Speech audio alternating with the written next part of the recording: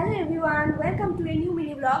গত 2-3 বছরে আমার ওয়েট অনেকটাই বেড়ে গিয়েছে। আর যেহেতু সামনে আমার বিয়ে আসছে আর মাত্র ওই 2 মাস মতো বাকি রয়েছে, তাই এখন থেকেই একদম পুরো দমে চেষ্টা করছি যাতে একটু হলেও ওয়েটটা কমে।